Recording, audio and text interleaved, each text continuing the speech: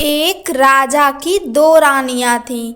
उनकी एक रानी राक्षसी थी, पर यह बात किसी को मालूम ना थी। दोनों रानियों का एक एक बेटा था। अच्छी रानी के बेटे का नाम था कुसुम और राक्षसी रानी के बेटे का नाम था अजीत।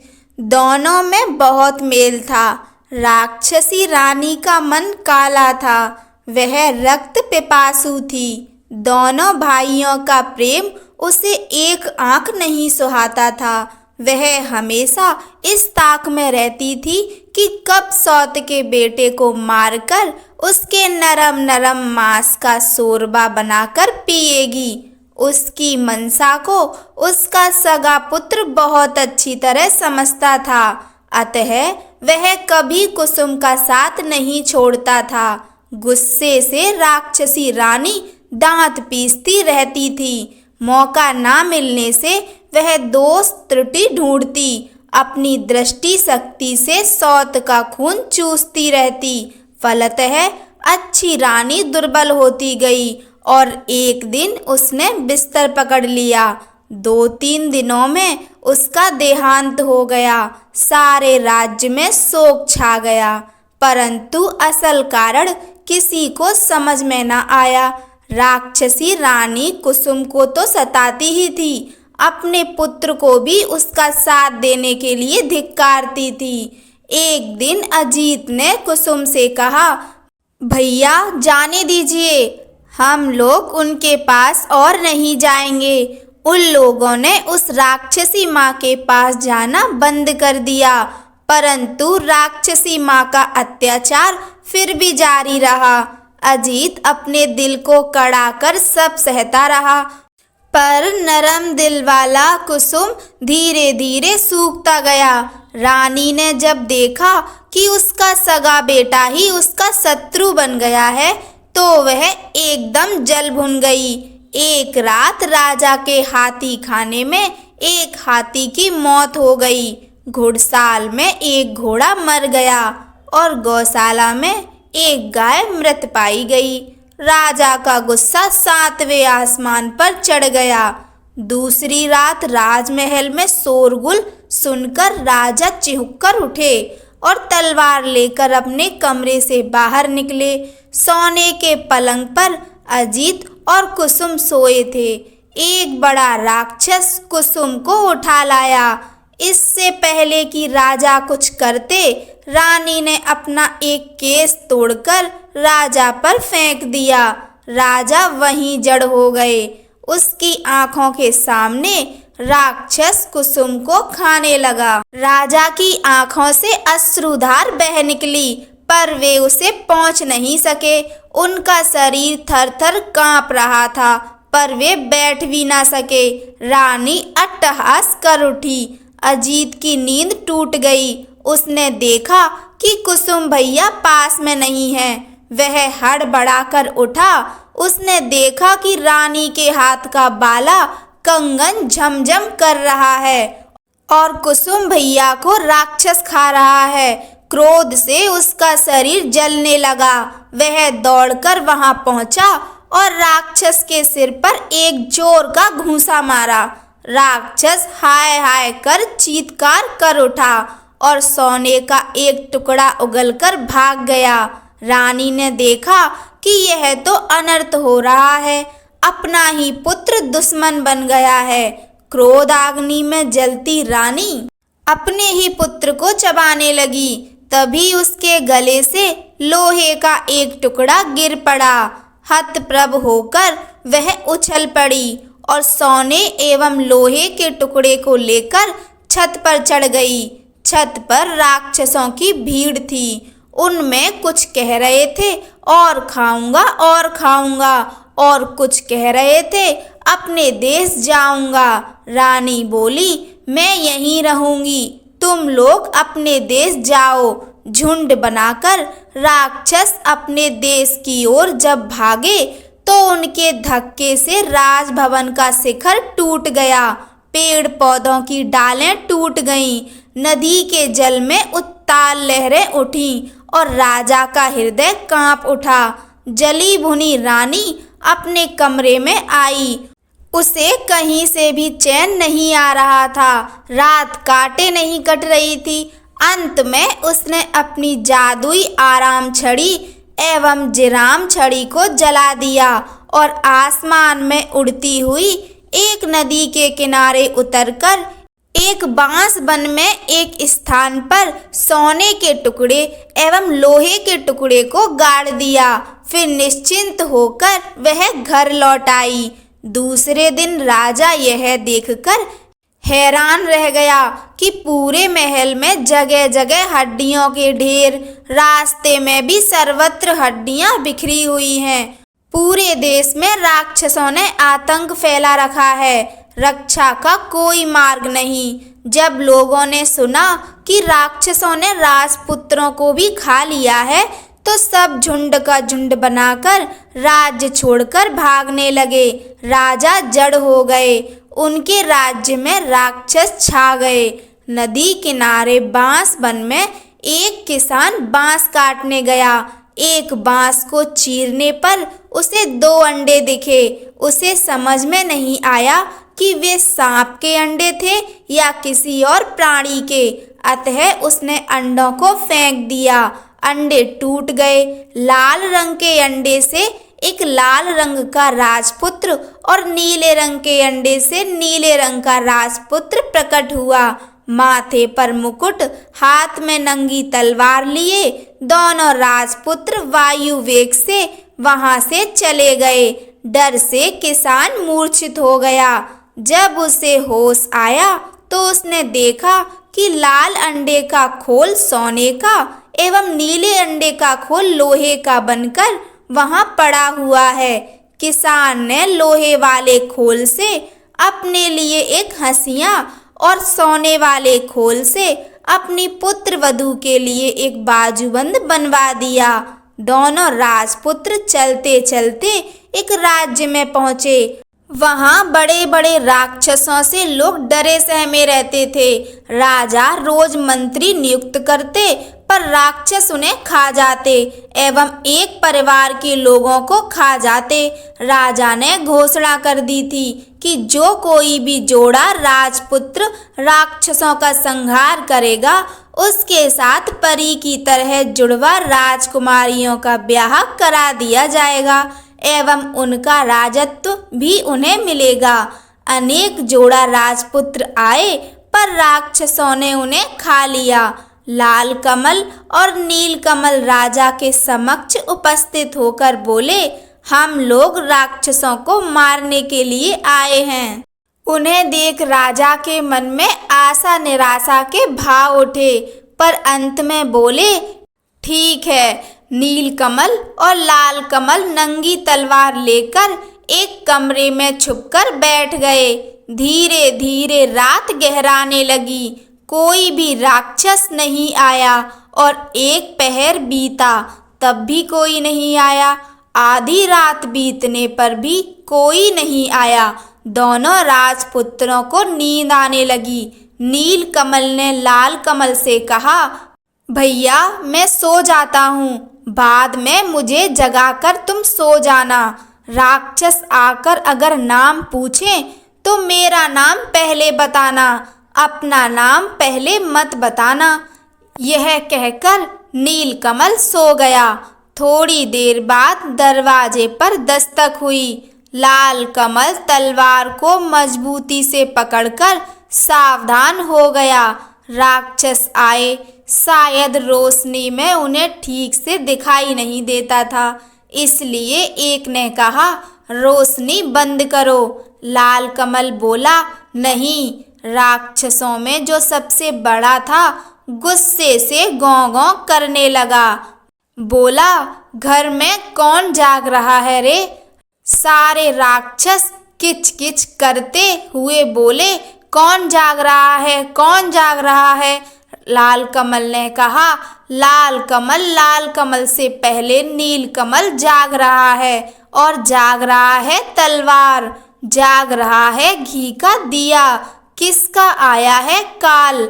नील कमल का नाम सुनते ही राक्षसगण डर से 3 कदम पीछे हो गए।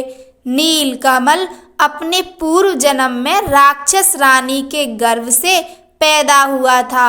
उसके शरीर में राक्षस का ही खून दौड़ रहा होगा। राक्षस इस बात को जानते थे। सबने कहा, अच्छा, तुम नीलकमल हो भी या नहीं, प्रमाण दो। राक्षसों ने अनेक चतुराई से उससे प्रमाण मांगना आरंभ किया।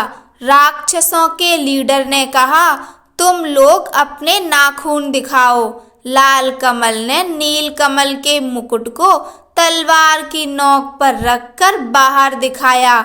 उसे हाथ से छूकर आपस में बोलने लगे, बाप रे, जिसके नाखून इतने भयंकर हैं, पता नहीं वह कैसा होगा। लीडर ने फिर कहा, देखूं तुम लोगों का थूक कैसा है। लाल कमल ने तलवार द्वारा दिए के गरम घी को उन पर छिड़क दिया। राक्षसों के रोएं जलने लगे। वातावरण में दुर्गंध फैल गई। राक्षसगण गौं गौं करते हुए भागे। थोड़ी देर बाद फिर आकर वे बोले, तुम लोग अपनी जीभ दिखाओ जरा। लाल कमल ने अपनी और नील कमल की तलवारों को दरवाजे की फांक से बाहर निकाल दिया। राक्षसों के लीडर ने दोनों तलवारों को अपने हाथों से कसकर पकड़ लिया और सभी राक्षसों से उसने कहा, अब मैं जीभ को खींचकर उखाड़ लूंगा। तुम लोग मुझे पकड़कर खूब जोर से खींचो। सब ने जोर लगाकर खींचा। फिर क्या था, नंगी तलवार की धार से उसके दोनों हाथ कट गए और काले रक्त की धारा बहने लगी। चिल्लाते हुए सभी राक्षसों के सिरों को लांघकर लीडर राक्षस भाग गया। बहुत देर बाद लीडर राक्षस फिर कहीं से आया और पूछा, कौन जाग रहा है, कौन जाग रहा है। बहुत देर तक किसी राक्षस की आहट ना पाकर लाल कमल निश्चिंत हो गया था। उसे नींद आने लगी थी। उस अवस्था में उसके मुख से निकल गया, लाल कमल जाग रहा है, और उसकी बातें मुंह में ही रह गईं और दरवाजा तोड़कर सभी राक्षस लाल कमल पर टूट पड़े। घी का दीपक उलट गया। लाल कमल का मुकुट गिर गया। वह चीत्कार कर बोला, भाई, नील कमल की नींद टूट गई। उसने देखा राक्षस हैं। अंगड़ाई लेते हुए उसने कहा, आराम छड़ी विराम छड़ी, जाग रहा है रे कौन। देख जरा दरवाजे पर मेरी नींद तोड़ रहा है कौन।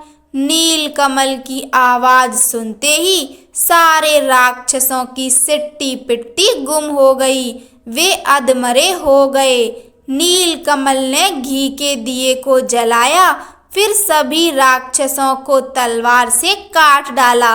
राक्षसों को मारकर हाथ मुंह धोकर दोनों निश्चिंत होकर सो गए। दूसरे दिन सुबह राजा ने देखा दोनों राजपुत्र एक दूसरे के गले में हाथ डालकर सो रहे हैं। उन्हें ऐसा लगा मानो 2 लाल अड़हुल के फूल हैं वे। चारों ओर राक्षसों की लाशें पड़ी हुई हैं। देखकर राजा गदगद हो गए। दोनों भाइयों को जोड़ा राजकन्या एवं राजपाट मिल गया। उधर राक्षसी रानी ने राजभवन में अपना आधिपत्य जमा लिया था। आई राक्षस एवं काई राक्षस नामक 2 राक्षस दूतों ने उन्हें राक्षसों की मरण कथा की सूचना दी। सुनकर रानी हतप्रभ होकर अपनी छाती पीटने लगी और बोली, आई रे काई रे, अब तो मैं नहीं बचूंगी रे। राक्षसी रानी के कहने से आई काई दोनों राक्षस दूत सिपाही का वेश धारण कर नील कमल एवं लाल कमल की राजसभा में गए और बोले, छाती में कील पीठ में कील, हमारे राजा को जब तक राक्षसों के सिर का तेल नहीं दिया जाएगा उनकी बीमारी दूर नहीं होगी। लाल कमल नील कमल ने कहा, ठीक है, तेल ला दूंगा। नई तलवारों में धार देकर दोनों भाई जंगल में पहुंचे। एक विशाल बरगद के पेड़ के नीचे विश्राम हेतु बैठे। पेड़ पर एक बेगमा बेगमी पक्षी का जोड़ा था। बेगमी ने बेगमा से कहा, काश कोई दयालु व्यक्ति होता तो अपने 2 बूंद रक्त से हमारे बच्चों के प्राणों की रक्षा करता। यह सुनकर लाल एवं नील ने कहा, पेड़ पर कौन बातचीत कर रहा है, हम लोग अपना रक्त दे सकते हैं। यह सुनकर बेगमी खुशी से आहा आहा करने लगी। बेगमा नीचे उतरा। दोनों भाइयों ने अपनी उंगली चीरकर उसे खून दिया। खून लेकर बेगमा ऊपर चला गया। थोड़ी देर बाद सौं सौं करते हुए बेगमा के 2 बच्चे नीचे उतरकर बोले, हमारे प्राण बचाने वाले राजपुत्र, तुम लोग कौन हो? हम तुम्हारे लिए क्या कर सकते हैं, बोलो। नील लाल ने कहा, हमें किसी चीज की जरूरत नहीं, बस तुम लोग जीवित रहो। बेगमा बेगमी के दोनों बच्चों ने कहा, ठीक है, पर तुम लोग जाओगे कहाँ? चलो, हम तुम्हें पीठ पर बैठाकर वहाँ छोड़ आते हैं। दोनों राजपुत्र उनकी पीठ पर बैठ गए। देखते ही देखते तीव्र गति से वे हूँ हूँ कर उड़ने लगे। नदी नाले जंगल पहाड़ चंद्र सूर्य को पीछे छोड़ वे शून्य में उड़ने लगे। 7 दिन 7 रात तक लगातार उड़ने के बाद 8वें दिन वे एक पहाड़ पर उतरे। पहाड़ के नीचे मैदान, मैदान के उस तरफ राक्षसों का देश। नील कमल ने कुछ उड़द के दाने चुनकर लाल कमल के कोंच में रखते हुए कहा, लोहे की उड़द चबाने के लिए वे कहेंगे तो इसे चबाना। उसके बाद वे आगे बढ़ने लगे। मैदान को पार करते ही राक्षसों के एक दल ने उन्हें घेर लिया और वे चिल्लाने लगे, हाऊ माऊ काऊ, मानुष गंध पाऊं, पकड़ पकड़ कर खाऊं। उन्हें देखते ही नील कमल ने चिल्लाकर कहा, नानी माँ, हम लोग आए हैं, तुम्हारा नील कमल, गोद में उठाकर हमें ले चलो। ठहरो ठहरो, रुको रुको, कहकर सभी राक्षसों को रोककर लंबे लंबे हाथ पैर वाली विशाल जटा वाली एक बूढ़ी राक्षसी ने आकर नील कमल को गोद में उठा लिया और मेरा नीलू मेरा नाती कहकर दुलार करने लगी। नानी के शरीर की दुर्गंध से नील कमल को उल्टी आ रही थी। लाल कमल को देखकर वह बोली, तुम्हारे साथ वह कौन है रे? नील कमल बोला, वह मेरा भाई है नानी। भाई? बूढ़ी बोली, तब मानुष गंध क्यों पा रही हूँ? अगर मेरा नाती है तो लोहे की उड़द खाकर दिखाए। इसके साथ ही उसने अपनी नाक से 5 लोहे की उड़द निकालकर लाल नाती को खाने के लिए दी। लाल कमल को पहले से ही पता था। उसने चुपचाप लोहे की उड़द को अपने कपड़े में छुपा लिया और सचमुच की उड़द निकालकर कटर कटर करके चबाने लगा। बूढ़ी राक्षसी को विश्वास हो गया कि लाल कमल उसका नाती ही है। खुशी से वह गदगद हो गई। दोनों नातियों को गोद में लेकर वह दुलार करने लगी। लेकिन लाल कमल के शरीर से मानुष गंध पाकर उसकी जीभ में पानी आने लगा। लेकिन अपने नाती को वह कैसे खा सकती थी? अतः दोनों को लेकर वह अपने घर चली आई। उस पूरे देश में सिर्फ राक्षस भरे हुए थे। चारों ओर राक्षस कुल बुला रहे थे। पृथ्वी से मनुष्य जीव जंतु आदि को मारकर पूरे देश में बिखरा दिया गया था। लाल नील राक्षसों के कंधे पर बैठकर घूमते और देखते कि हर ओर मरे हुए सड़े हुए मनुष्य जीव जंतु बिखरे पड़े हैं, दुर्गंध ऐसी कि भूत भी भाग जाए। लाल ने कहा, भाई लगता है सारी पृथ्वी उजाड़ हो गई है। नीलकमल चुप रहा, लेकिन उसने मन ही मन ठान लिया कि पृथ्वी को अब इन राक्षसों से बचाना होगा। जब रात गहरी हो गई तब सब निशाचर राक्षस अपने बाल बच्चों के साथ 7 समुंदर पार सभी राज्य में उत्पात मचाने, मनुष्य जीव जंतुओं को मारकर लाने के लिए चले गए। तब नीलकमल लाल कमल को साथ में लेकर राजमहल के दक्षिण की ओर स्थित एक कुएं के पास पहुंचा। वहां उसने लाल कमल से कहा, भैया मेरे कपड़ों को पकड़ो। कपड़े देकर नीलकमल कुएं में उतरकर एक तलवार और एक सोने का डिब्बा लेकर बाहर निकला।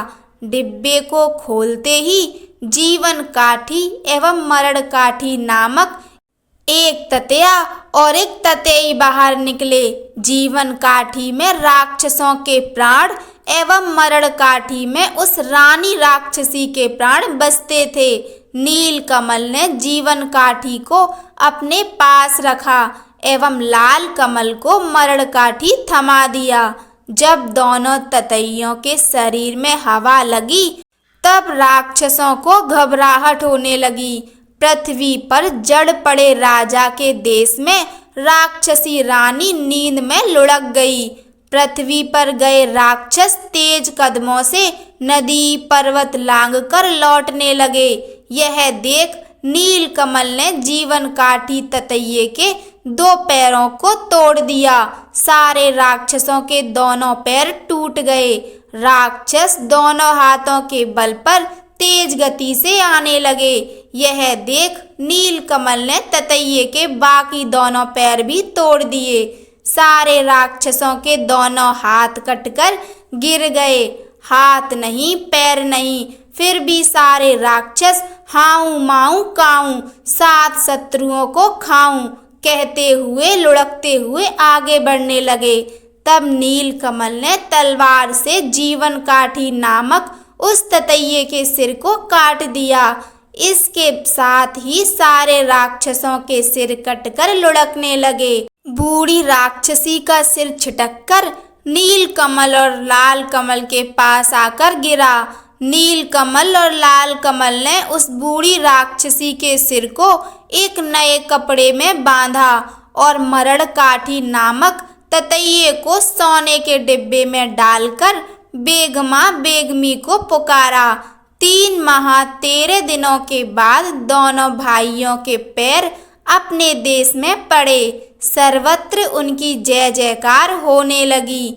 नीलकमल और लाल कमल ने कहा, कहाँ हैं वे सिपाही लोग, दवा ले जाओ। लेकिन वे तो सिपाही नहीं राक्षस थे। वे लोग उसी दिन मर गए थे। नीलकमल एवं लाल कमल ने छाती में कील, पीठ में कील वाले राजा के देश में अपने सिपाहियों द्वारा राक्षसनी का सिर भिजवा दिया। सिर को देखते ही राक्षसी रानी अपने वास्तविक रूप में आ गई और गुस्से में लाल पीली होती हुई अविलंब नीलकमल और लाल कमल के राज्य में पहुंच गई। लाल कमल ने मरण काठी नामक ततैया को सोने के डिब्बे से बाहर निकाला।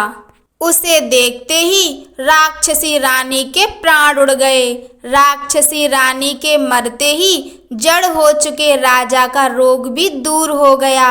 स्वस्थ होने पर राजा ने सारे राज्य में ढोल पिटवाया। प्रजाजनों ने आकर पूछा, हाय हमारे राजकुमार अजीत और कुसुम कहाँ हैं? राजा ने भी दीर्घ श्वास छोड़ते हुए कहा, हाय कहाँ है मेरे सुपुत्र? तभी राजभवन के बाहर ढाक ढोल बजने लगे। थोड़ी ही देर में नील कुसुम एवं लाल कुसुम एक दूसरे के गले में हाथ डाले राजा के सम्मुख उपस्थित हुए। राजा ने पूछा, क्या तुम लोग मेरे अजीत और कुसुम हो? प्रजागण एक स्वर में बोले, हाँ हाँ, ये ही हमारे अजीत और कुसुम हैं। उसके बाद दोनों राज्य एक हो गए। नील कुसुम और लाल कुसुम ईलावती और लीलावती के साथ दोनों राज्यों में शासन करते हुए सुखपूर्वक रहने लगे। कहानी सुनने के लिए आप सभी का धन्यवाद। जय श्री राम।